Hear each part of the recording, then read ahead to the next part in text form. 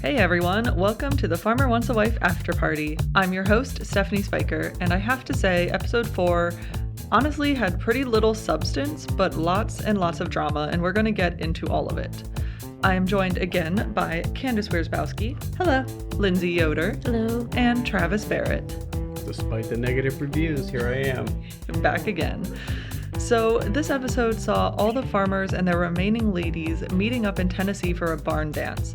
And while that's about all that happened, so much went down at the actual dance, including a couple guest appearances. And that is going to lead me to my hot takes. There are 2 of them, but they're kind of related. So, first hot take, Brad Paisley did not want to be there. He had no interest in doing the show. He looked not thrilled.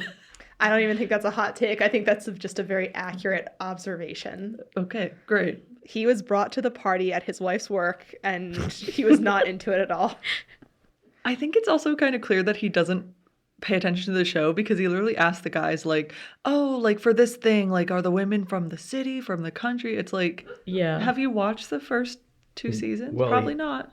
Yeah, probably not. I was going to say, either he would have no way of having seen these episodes yet. True, but he could have, like, prepared himself in advance to what this show is. Yeah, he could have known what the basic gist is, and I'm sure that, or at least I would think that his wife would be telling him, like, oh, honey, I booked this show. This is what it's about. Like, was he just, like, I picture him just sitting there at the dinner table, just kind of, like, nodding, but not actually listening while he eats. I mean, I love Brad Paisley. I just was, like, I was very excited when I saw that he was going to be in this episode, and then it was kind of like, oh, okay. If he doesn't know what the show is, I think that puts him in line with, like, 70% of the women that are competing on it, so... Geez. Well, there's a dig, if I ever heard one. What? I will say that he is very consistent throughout time about when he fell in love with his wife, because I remember reading probably 10 years ago stories about, you know, oh, their cute love story. And he said when she was in Father of the Bride, I had the biggest crush on her. And then when I met her in person, it was like I immediately knew, because she had this warmth about her, and I just knew that I really wanted to be with her. So he was telling the truth about that. It wasn't even a joke. That's cute. I've heard that too. And it is a wild story when you think about it. Like, think about, like, your, like, teenage crush from a movie, and then imagine that you actually wound up with that person. Yeah. It is wild. Will say, though, that's not overly helpful advice to the No, farmer. no, it's not. Kind of creepy, actually. If Oh, you were an average Joe, like...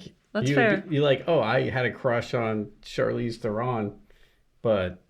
if I'm still, like, stalking her now, that's weird, right? Like, There was no stalking involved. Yeah. allegedly. Okay. Can I say something else about his advice? Yes. I actually thought, he was not super helpful with his advice, especially when he said, just follow your heart and it will never lead you wrong. And in a way, of course, it's nice to follow your heart, but I don't know what he means by heart, because I think a lot of these men, if they were to follow their heart right now, they would be in disaster zone. So I think it should be noted, Lindsay's making air quotes, like, following her heart. thank you. That's fair. That's a fair point. Yeah. It's very broad advice. Matt and Colton must have been completely stunned at what that advice, like, what does that even mean? I don't have one of those. Travis, I'm curious to know from you as a guy what you think about the advice, stick with the one you feel really nervous around. Oh, yes. Because I thought that was kind of odd, but I don't know, maybe that's something that, like, the guys seem to agree with it. Really? I thought that was, and I'm not being sarcastic. I know that's weird. I thought that was really great advice. Like, well, see, I'm glad I'm asking you. I thought about it and I was like, yeah, that's pretty good. Like, yeah, I like it. I don't know how to, I don't want to get too weird on you all, but, like, definitely... I think when you're too comfortable, yes. Yeah, I thought it was really good. I don't know. Yeah. I can't really, I definitely related to it, is how I would say it. Interesting. Like, yep. If we have any guys that listen to this podcast, please let us know what you think of that advice. I'm curious if it's like a guy thing, because I thought that was kind of odd advice, but I'm intrigued. Yeah. I think it goes back to being like, who challenges you to be a better version of yourself? Who do you look forward to seeing every day? Who do you know, even like when you're dating, right? Like, kind of that nervous energy of like, maybe you should go on the show and give them advice. Oh, Yeah, let's do that. Fox, are you listening? Let's do that. All right. My second hot take is maybe just me because I'm bitter, but I thought that bringing Mitchell and Sydney in from season 2 was completely unnecessary. Like, they added nothing to the show. Oh my God, where do I start? Like, no, I agree. I agree with this hot take. I rolled my eyes when they came on. I'm not trying to sound like a hater, although I know I'm going to sound like a hater. Those two kind of ick me out a little. I think that, I always go back to the fact that Sydney had never dated anyone before going on that show, and then like just attaching herself to Mitch, and the way she would fawn over him and the way she'd say, he's a real man, was just, it made me feel so uncomfortable the way she acted. Yeah. And to set them up as some kind of example to follow, I really didn't care for it. In fact, when Sam was talking to Sydney and Sydney was giving her advice, what advice do you possibly have to give, Sydney? Yeah. Like, you only know dating through a very specific, very narrow lens. And granted, Sam is operating within that lens right now, but I feel like Sam definitely knows herself and knows what she wants more than Sydney did at that period of time. I also think they're like the same age, or like Samantha's 24, which I didn't realize she was that young, but it makes sense because John's only 25. But Sydney, when she was on last year, was only like 22. So like, it's not even like she has years of wisdom to give her. No. And neither of you guys watched season 2. No. So Nope. I don't know. Maybe you don't have strong opinions about their guest appearance, but did you feel like it added anything? No, because there wasn't really even any context given, except they're from season 2. Here they are. And, if you didn't watch like I didn't, or like Travis didn't, you're sort of just like, okay. And then they just fade into the background of all the never other to be people. seen again. Yeah. Would it have been better if they had spent some time separately, right? Like Mitchell with the guys, and much in the way they did with Brad Paisley and Kimberly.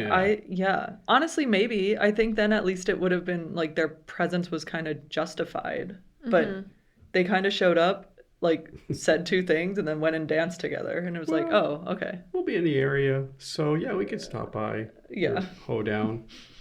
Oh, he lives in Tennessee, right? Oh, I don't remember. I think his farm is in Tennessee. His farm. His cabin in the woods. Oh, geez. All right, we'll get off of those 2 before Candace and I really go down a rabbit hole.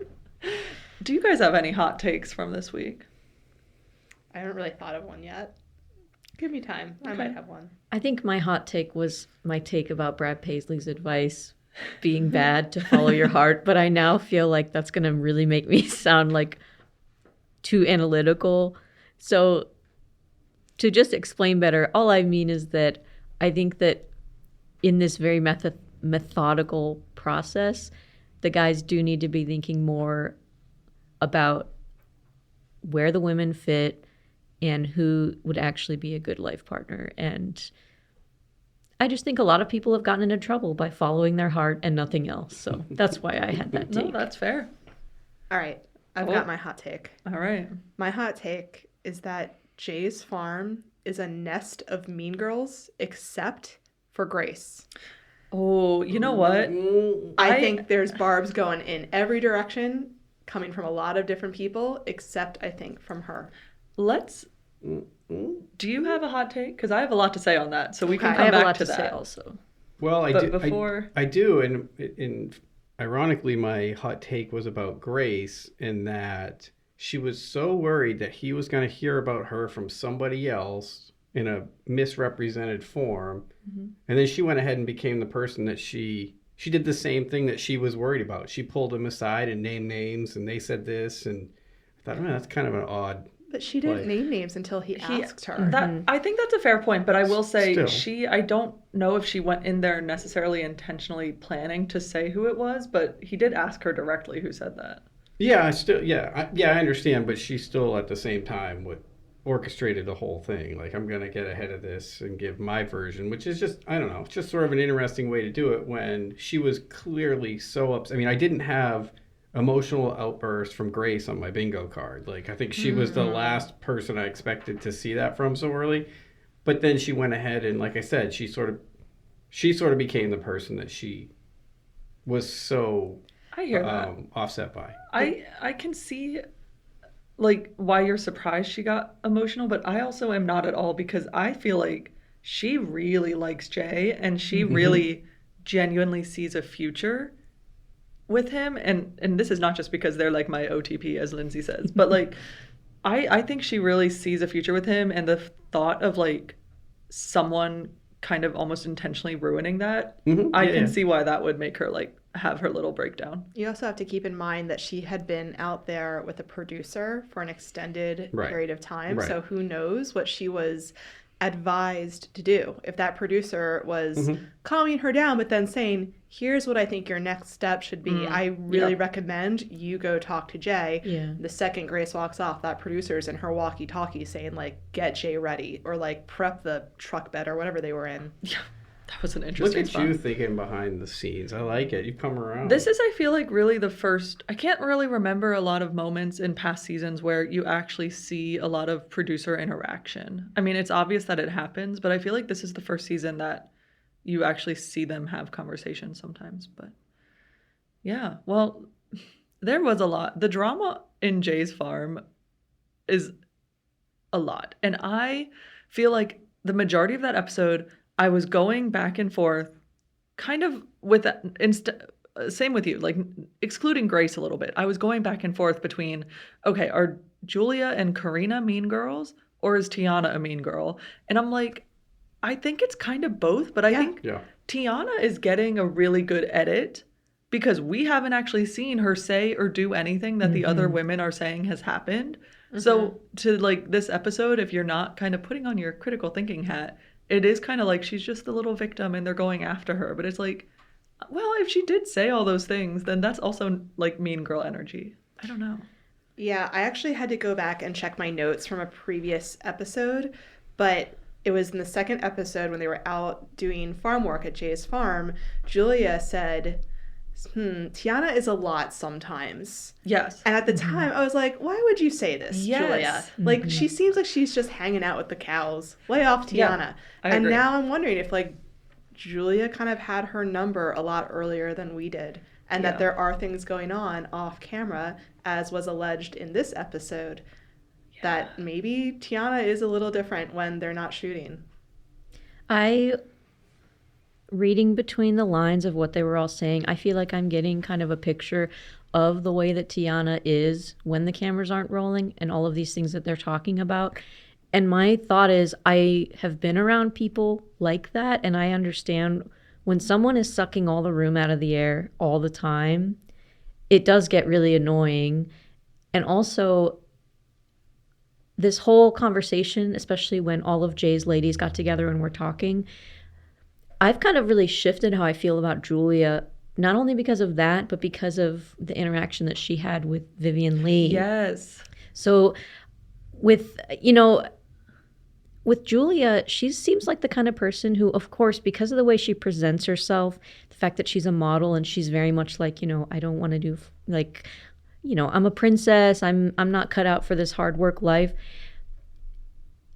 She is someone who you would kind of assume is just a mean girl who really has nothing underneath.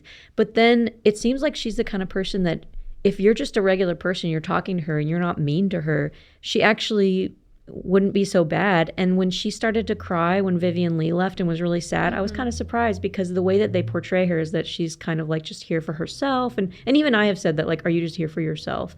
So it seems like, I said like Hale's defense mechanism seemed to have been her sort of party attitude, one of the boys. Maybe Julia's is having this facade of like perfection, but really underneath there is more going on. And if Tiana really did call her a hoe, and I'm inclined to believe that because she admitted it, it was kind of a low jab. Yeah. I mean, I can kind of see what, like, if they were singing along with a song that had that lyric, and that's what she said, like, look in the mirror. When she's like, I clearly am not at that phase in my relationship with you. I'm like, I get what she says, because, like, I have said, like, insulting things, like, as a joke to some of my friends that I would not say to other people. So I don't know, like part of it is that she's really bad at reading the room sometimes. But I also think that she also has been kind of running her mouth a little. Yes. And that it's coming back to bite her a little. And it's interesting because like Grace described her as like kind of treating this like a game show. And then I think it was, I don't know if it was either, I don't know which one of the, either Grace, Karina, or Julia said something like, she's basically just acting. And I guess she kind of said to the others off camera at some point, like, well, we're all acting. And they were like, no, like, we're just being ourselves. So if that is the case, if she's treating it like a game show, she's acting the part of whatever, that's not a good look. And it's interesting because I have been the first to critique Julia in a lot of things, but even just in my notes from this episode, from when they started loading hay and Tiana's like just grabbing it and going, and I was like, yeah, look at her go. And then at the end, she made a comment to Jay where she's like, let's never do that again. And I'm like, well, if you actually want to come on this farm long term, you're going to do that again. Yeah. Like, I was gonna say, side note, I gave Tiana the worst working outfit of the week because of having no sleeves while working in hay. Cover up. Agreed. Who do you think are the mean girls? Yes. All of them? All of them. I think they've all shown they've got the potential for it. I just feel like a broken record. Like I sit here every week and go, but we're on a competition and they're all just constantly complaining about it's not fair. He doesn't spend enough time with me. And I just black out. Like this is horrible. Like there's no requirement. And then like I think even, well, we'll probably get into Samantha, I would guess, here down the road. But yeah, I think Jay has his hands full with that group for sure. I think they all, I mean, even Grace, like I said, I think they all have had their moments where they're just willing to turn around and jab the knife. And it's kind of violent. Yeah, it's just an odd dynamic going on there. I disagree about Grace being one of them. Too. Like she didn't go out with, like, when Julia and Karina went out on the side porch to go, talk about Tiana behind her back in front of the cameras. Grace wasn't there. Yeah, which I think acquits her a little. Yeah, I'm not saying that she's like total full on 100%. I'm just saying she also, like, she got wrapped up in the drama a little bit and wasn't able to. I think you can't escape it at some point. You can't. But I do think I just didn't like that move by her. That's fair. We will let you have your opinion. Apparently not. Oh, do you want to talk about Samantha? Yeah, kind of. I mean, obviously, cliffhanger. We have no idea. Does she leave? Does she stay? Who knows? I don't know.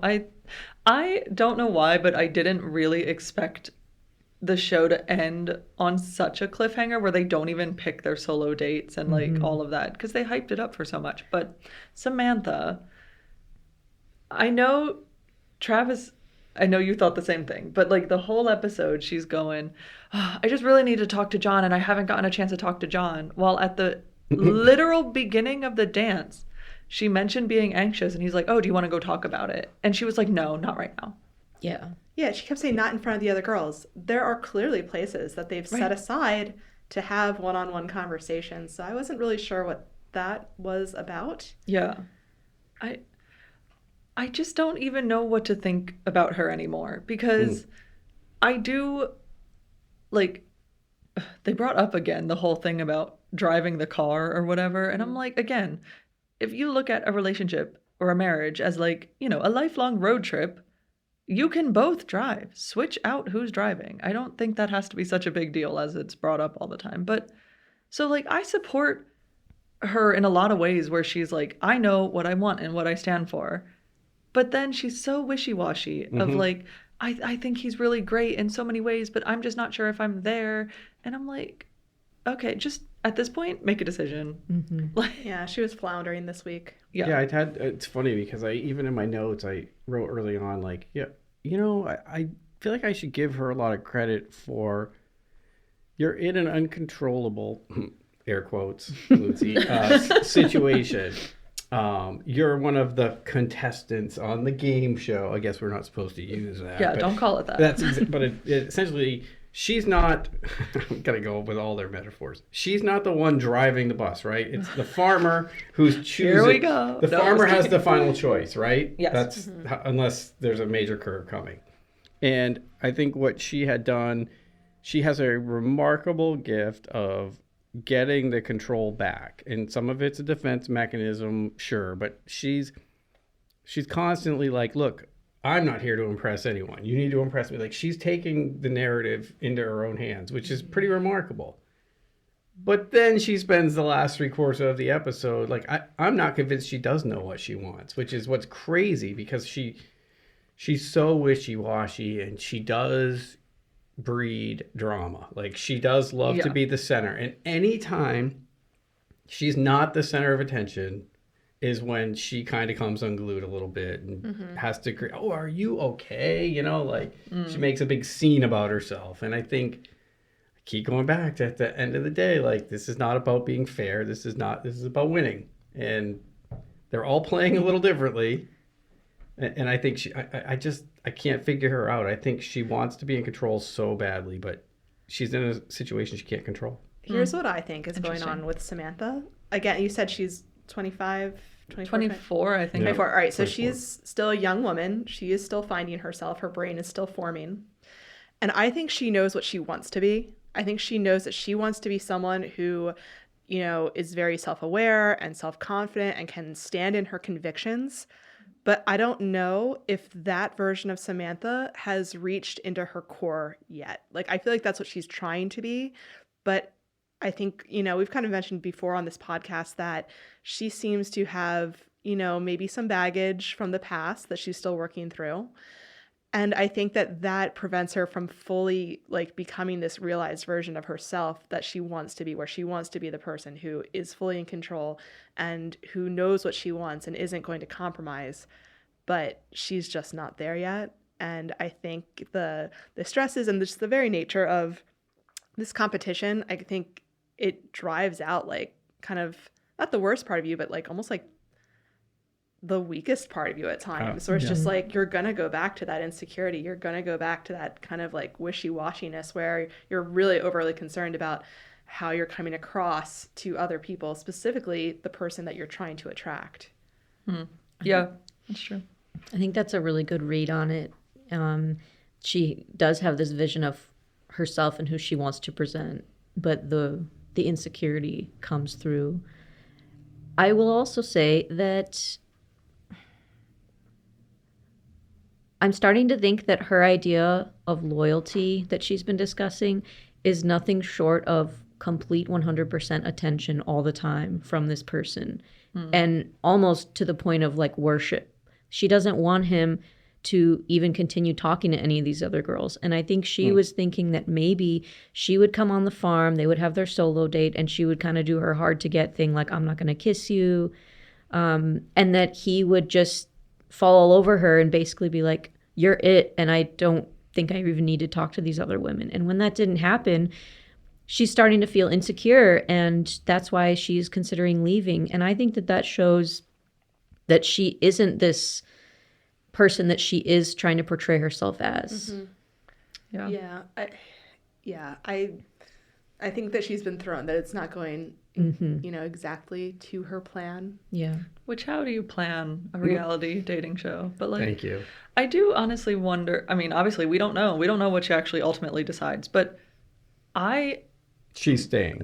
I She's tend to staying. lean Come that on. way too. But like, honestly, I think Hale's advice to her was really good about because she is very back and forth and unsure. And it's like, why not just continue with the process? I mean, if it does come to a point where you know, then that's fine. But even if like you go on and you date after the show, it's not like you're contractually obligated to marry the man. Like, so at this point, if you're wishy-washy, it's not a requirement. This is not The Bachelor where they end with a ring. Oh, that's true. They don't end getting engaged. It's just like this very awkward, like, do you want to stay on the farm with me? And then it's like, oh, yes. And then they go back to their life and date as long-distance couples. Oh, wait. Spoilers. Hold on. What are we doing this for then? Hey, Mitchell and Sydney are together, all right? They're not married, though. True. And I think Nathan and Taylor are still together from season 2, but they're not married either. But yeah, it is funny because it is Farmer Wants a Wife, but yet it has never ended in engagement, Nope. it's always ended with basically, do you want to be my girlfriend? Mm-hmm. And then at least all the season 1 people dated sort of long distance and then broke up. And the season 2 people dated long distance and I think are still together. And I guess Sydney maybe moved in with Mitchell at this point. I don't know. Yeah, but think so. long distance never works. Am I right? Travis, do you want to enlighten our listeners No. on what you're talking about? No, I wouldn't do that to her. Travis has had a very successful long distance relationship that is no longer long distance. How so are we maybe measuring success exactly? Are you happy? We're going into therapy with Travis. All right. My weekly therapy session. All right, ladies, thanks. So, okay. Are we good with Samantha? No. I'm still on More. Team Samantha. So I do want to address, and I think we've kind of flirted around it, but I do think, like, the most upset she got, in my opinion, was when, like, he's dancing, John's dancing He danced with somebody Lily. else, right? And Yeah. she's like, I don't know what she said. I could write it. I probably wrote it down, but you know, she's something like he's interested in her. But I'm like, once again, like, these women are aware. Samantha, you're aware that he has to do these things, right? This is part of the show. Like, I can't ever suspend my disbelief enough to be like, why are you so upset? That You're wasn't literally her plan. all in one spot. Like, I mean- what are we doing? The funny thing is, I feel like it all comes down to a lack of communication on that farm because John is still clearly very into Samantha. Thank Oh, you. And yeah. also, he may have been dancing with Lily, but I don't think he actually wanted my to. God. Yeah, Because we I have to talk have this about in that. my notes of one of Good the call. biggest cringe moments in the episode when Lily asks John, That was "Are you a so slow dancer?" And he's like, "Sure." Sure. And there's this awkward pause, and it's like, my guy. That was such a layup. She is Yeah. asking you to ask her to dance. Come And on. he wouldn't how even old do are it. you? She had to ask him then, do you want to slow dance? He was Yeah. like, yeah, let's do it. I agree. I saw that and I was like, wow, John, you can't lift a single finger to at least give these girls something instead of making it so obvious that you think Samantha's perfect and that you really would probably just be with her if you were allowed to. But also, like, then ask Samantha, if you think Samantha's perfect, right? Ask her to dance. dance. Yeah. Right. Like, I just, yeah. I think Matt has started to rub off on John when they met back up, right? Because Matt hasn't, speaking of not lifting a finger, Matt literally lets the girls make the decision themselves to leave, and he's like, yeah, okay. Oh, see, okay. Let's get into Matt's whole situation and Halle because, to be honest, the entirety of that storyline to me was very cringy. Just so much cringe was happening. Oh, yeah. Let's start with a poll for the four of us. Oh, yes. Do we think something happened or not? That's the question. Yes or no? She snuck out to be with him. Yes or no? Can I add more? Or Nope. Okay. Nope. For now, that's all. For now, Yeah. I will later add more. I'm saying no. Candace? I'm also saying no, but I have more behind Yeah, us. Of course we do. That's You why we're won't here. silence us, Travis. Lindsay? No. Okay, I also think no. Great. So I think we did this for the ratings. That's what I think happened. They created this drama out of nothing. I mean, first of all, this part to me, I guess, was the cringiest of it all, was why did Matt wait to discuss anything with the women until they were at this group event and he had to pull them outside of the dance and sit them down? Because to me, I feel like producers wouldn't let them talk about it when he was on the farm with them. Because, like, that to me is a conversation you have in private. The 5 women and Matt sit down at the farm, hash it out the day it happened or whatever. Why are we waiting a day or two later when we're in Tennessee all together as a group to then be like, this is really awkward, let's go out and talk about it? Are you kidding? What are we doing? I wrote in my notes that it didn't look like a conversation he really wanted to have, as though a producer said, you're going to have this conversation now. It makes you think about, he's in California, so they had to fly to Tennessee. And I just think Right. about, like, the process of, like, driving to the airport and getting through security and, like, waiting to get on your plane and then sitting, like, everyone's through that mad. entire time, people are just sitting there seething. Like, Yes. So we all agree that we don't think anything happened between Halle and Matt. So what more did Rachel need Matt to say or do other than, no, nothing happened?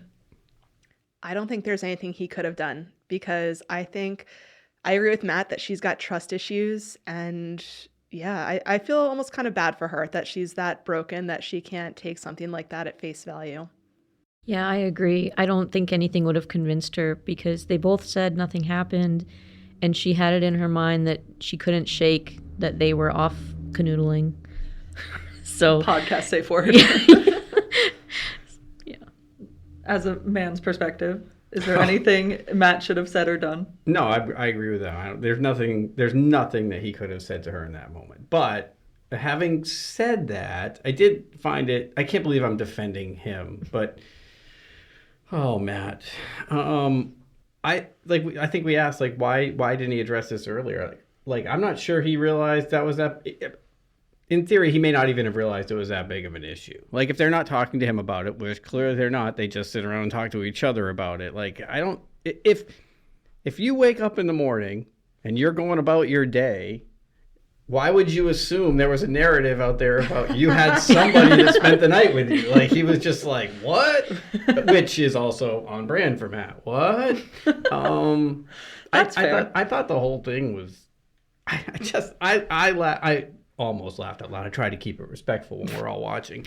But like when they're like, so Helene's not in her room. And they're like, what? Well, my mind immediately goes to she must have snuck out and she was with him. And I'm thinking, how is that the first thing you think? They're in this gorgeous country. Like, she could have just gone outside. But think of who started that like narrative. It was Rachel. That is true. Like, Rachel is the one yeah. who brought it up first. Like, I think she probably went out and snuck out to see Matt. I don't even know the woman's name that rooms with Helene because she brought it up to Rachel the blonde and Jordan. woman, right? Yeah, the, I can't remember. not Chelsea, the other one. Yeah, is it Alexandra? I don't know. So sorry to whoever you are We that should I can't learn that. remember I'm your sorry.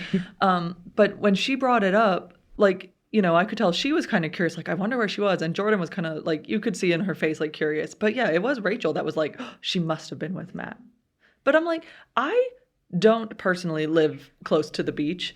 So anytime I've been on like a beach vacation for like, you know, a long week or whatever, I'm not necessarily a morning person. I've definitely gotten up intentionally to go sit on the beach for the sunrise and just like enjoy the morning. I do not think that is out of the realm of possibility. Like Rachel saying, this doesn't add up. And I'm like, that Helene wanted to journal during the sunrise on the beach, like that to me is like a very normal thing to do. And it tracks for Helene too. I get the sense she's the kind of person who would want to do that, who'd want to go out into nature and kind of like get her thoughts down. And I have a different take on the conversation that they all had, because the sense I got was that Matt did address it with them. Maybe not all together, that maybe in different conversations he had with each one, he was telling them like, no, nothing happened. And Helene, I think, was probably also saying, look, nothing happened. I was at the beach. But that he was getting the sense, and also the producers probably told him, well, there's still some discord and they are not necessarily satisfied with that. And I think maybe that's why he was like, well, I guess we have to have a sit down and go over it again. And so that was the sense I got. And He's really so tired of it. He's just like, come on. And really, when I think it really was Rachel was the only one who didn't truly believe him, and that's the sense that I got from that. You know, there's really only one farmer we have not talked about yet. I'm like, wait a minute, who? Oh no, it's rubbing off on me too. No episode of this podcast would be complete without talking about Colton and all of his kissing.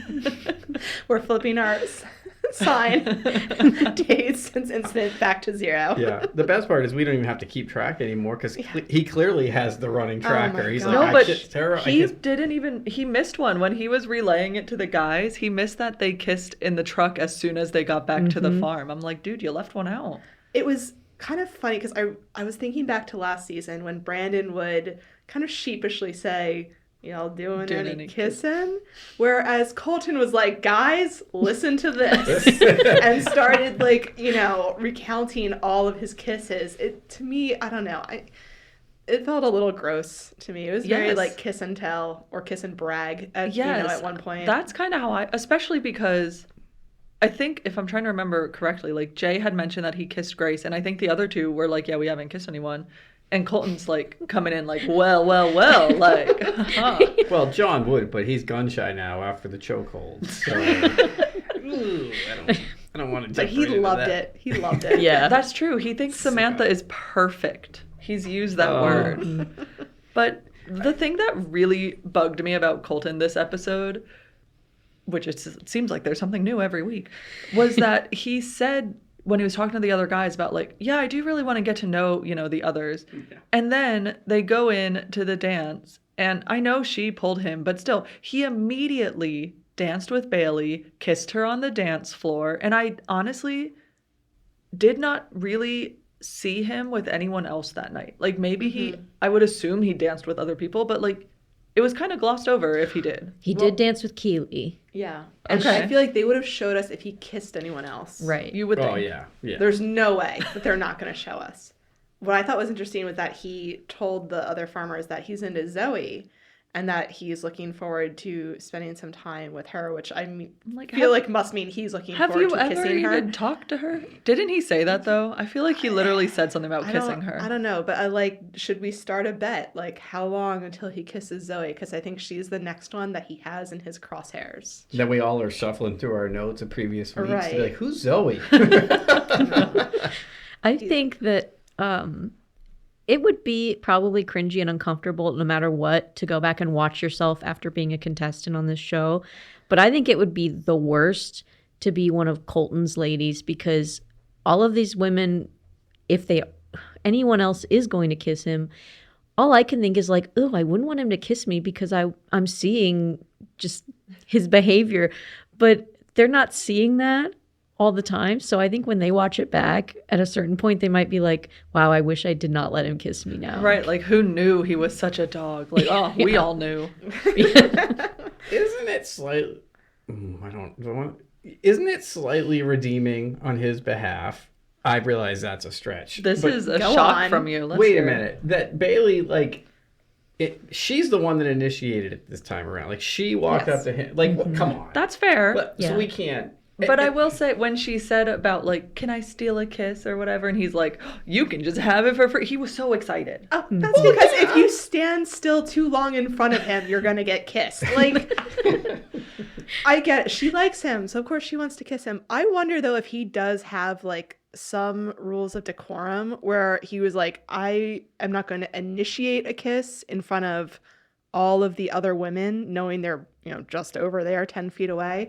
But since she asked, now I can say, like, well, she asked for a kiss. Right, what was I to do? She's the one. Mm-hmm. Is the only thing we don't like about him the fact that he kisses all of these women?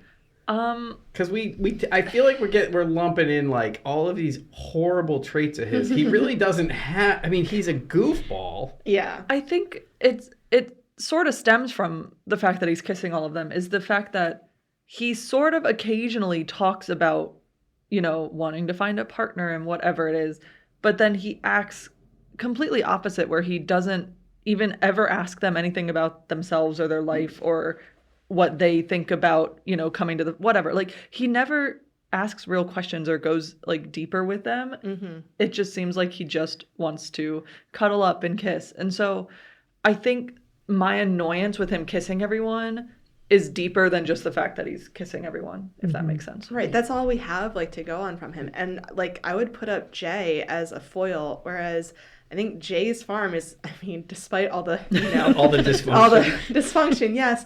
That's also the farm that I think is having the most honest communication, or at least an attempt at having deeper communication. Like, Jay will actually sit down and he talks to the women and he asks them questions about themselves and tries to figure out, are they a good fit? Should they be on the farm?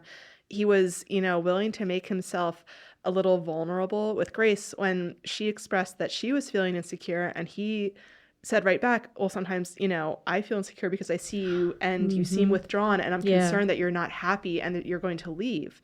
And so I think that when you put someone like Jay, who's willing to have those conversations and willing to express himself in that way, next to someone like Colton, who has not had those conversations, who compares girls to horses, and who cannot stop kissing them, it makes it really easy to villainize Colton. Sure. And lionize Jay. Why am I doing this to myself? So how is that any... Other than Matt has proudly stated he hasn't kissed anybody, he hasn't tried one conversation in a hot tub, I guess, where he was like, Oh, I don't disagree. I feel like I keep waiting to like see Matt's personality. And you're to seeing see... Matt's personality. Oh, no. No, you're seeing it. This is his personality. Again, No, you're right. Maybe he hasn't made a single decision yet for himself. I guess so. He hasn't done anything that annoys us either, which, like, you know, you could argue at this point, like, I'm neutral on Matt, which isn't great either. Right. After 4 hours of I television. don't actively dislike him. Yeah, I would agree. Like, he's definitely not anywhere towards the top. Which no one's towards the top of my list except Jay. Which, Who are we? Is it time to do a ranking soon? maybe a ranking we could. Going into this, if you would have told me like just after reading their bios that my favorite would have been the Michigan football player, I would have been like, get out of here. No way. But now I'm like, oh, Jay's so sweet. What a nice guy. And then John, other than the first episode, hasn't done anything outwardly. I don't get to really know have anybody. a problem with John other than the fact that I think he's robotic. And his Oh, yeah, response he's- to Lily and the request for a dance, I think just, you know, underlines that. He's but... sitting on that little couch, and they cut away to him, and he's looking out at the floor, and I thought, Candace is right. He is a robot powered by AI. Like, even his back and his neck didn't line up. Like, somebody didn't program it the right way. Okay, can I say something about that cut shot? Because Yes. when Samantha was talking to Haley on the couch, and it was this really earnest, serious discussion. She's like, I just don't know if I'm in the same place as him. And then they cut to John, and he's sitting there like guffawing on the couch. Yeah. Just like, it's great editing. Well, it was true because then Matt, who's like Helena's farmer cows, like collapse him on the back. Like they don't have a care in the world. I can just see the editor being like, Oh my gosh. Oh. I guess my bigger point here is that we're getting on Colton, who's asked permission every time he's kissed somebody, correct? Yes. Yes. Come on. I think he has. I'm trying to remember. There's just been so many. I mean, He I think uses he the has. I think he cheesiest pickup lines. Yes, He he does- uses a line, Yes. but there is like Yes. he does. I that. think None so. of them did not want the Yes, kisses. you're correct. Yeah. I just had to go back through the six of them. There's a lot. And I guess that's my point, is that other than Jay having those conversations, none of them really have shown us Yeah. Well, that's any true. And desire that's- to get to know. No, and these that's women. why to me Jay is like so far above the other three in my head, where I'm just like, unless Jay suddenly just becomes the biggest jerk in the entire world, I don't think he'll ever fall from my number one spot at this point. Yeah. Yeah, I think it's good though, Travis, that you're kind of like calling us on this Yeah. because You're welcome. it is funny that we Yeah. went into the season being like, we want some spice, and boy, do we have it, and now we're repelled by We it. need to kill him for it. I mean, it's always odd. You know, it's 2025, and we understand things differently about male-female relationships than we did when I was in my 20s, for sure, right? But I do feel like nothing's crossed any lines here. He's just I would agree with that. he's just a Yeah, Travis, he's we're just not. a good old boy. I don't think that any of us think that that Colton is like a predator. No, and right, like right, that's yeah, not at yeah, all. yeah. Like we don't think that he's like some kind of bad guy. I think it's just that I know for me personally, it's unappealing the fact that he just does seem to be very one-minded. And also against him was not just the kissing, but when he broke up with Taylor, that his lack of being able to form a sentence. That did happen. That's true. Yeah. That was a big demerit for him. That's true. Yeah. And I will notice also, I think that part of it was that he was probably hoping she would just do it for him. And Right. with Jay, with his breakup, he was kind of faltering a little bit when he was talking to Vivian Lee. But then I was like, oh no, Jay, don't make her just say it. And then he pulled it out of the park, and he was he was like, you very know what? I don't remember exactly the word he said, but he did come out and clearly say, like, I think that this should be your last night on the farm. So I understand it's not easy to send somebody home, but at least he formed a complete sentence about it. That's true. Yeah. All right, fair. Yeah. Speaking of sending people home, when Rachel told Matt she was leaving, he just was kind of like the look on his face, like that man, he did not care. No. No. I He think didn't he was care. done. I think he knew that there was nothing he could do Yeah, to change like her mind. she That had made they were up her done. mind, Yeah. and In his head, he's he was thinking fine. to himself, 50 years of this? Yeah, you can go. Yeah, I'm all set with these arguments for no reason. All right, let's make some predictions before we wrap up because I have a very weird question, and I don't know if anyone in this room is going to be able to answer it, but I want to put it out there in case we have anyone who can. This is admittedly very silly, but I was wondering this throughout half the episode. Is Matt's hat too big for him? Because it looks like it is at least a size or two too large. It sits down very far on his head, and it looks large. And when I was looking at like him and the rest of the farmers in their hats, and also Brad Paisley in his hat, which frankly I thought looked a little small, I was just like, this doesn't seem right. So if any like haberdashers out there or just fans of cowboy hats, please let me know, because I really am flummoxed about this. Well, anyway, I don't officially know that answer, but I do agree that it looks too big. Yeah, I would also agree. He kind of is like drowning in that hat. It's still better than John's Django Unchained plantation owner hat that he goes to every week. Oh, I hate that big Which white one? hat. It's like the white one that has the like, it has like a something on it. Yeah. It's not like a cowboy hat. It's a very specific reference. Yeah, I know. Every time that's what I see. I'm like, Well, speaking of cowboy hats, I appreciated that Jay like really just wore his own style to this dance. Like he was not in the like jeans button up vibe with the cowboy hat. Like he wasn't very doing much cowboy drag. Yeah, he was just like, it seems like this is what he would genuinely wear to like go out and about, and I appreciated that. So, all right, let's do some predictions because again, the whole episode they teased solo dates and then we didn't actually find anything out. So we're going to predict who they're picking based on nothing other than what we want. I didn't see that question coming. I think Colton is going to pick Zoe because he hasn't had time with her yet. And I think he kind of has given us some foreshadowing that he's interested. Okay. I would agree with Candace. I think Zoe is a safe bet. He's not going to pick Bailey again. He's not going to pick Keely again. And I haven't heard him say anything specific about the other girl on his farm. And I can't remember her name Her right name's now. Hope. Hope. For some reason, yes. that one I remember. Yes. Okay. Are you going three for three? Nope, Bailey. Oh. Yep, we're gonna throw. That would be kind We're of just funny. gonna throw gasoline on the fire in that house. I am inclined to also go with Zoe, but I do think Keely would not be out of the realm of possibilities just because their one-on-one was not like an official date. Oh, true. Interesting. But I think I'm still leaning towards Zoe, especially because he mentioned her to the other farmers. So, Travis, who do you think Jay's taking? Tiana, because he has a history here of, well, at least last week, right? If he has a question about whether or not you should stick around, he's gonna give you the opportunity to speak on your own behalf. So I think that's why it's Tiana. Okay. Lindsay? Karina. He really hasn't talked to her a whole lot that we've seen, so I think he's going to take that chance. I'm going to say Karina only because that's who I would prefer he take out. He hasn't, taken her out yet. And I would feel awful for Grace if he chooses Tiana after all that. That's fair. I think I'm also leaning towards Tiana.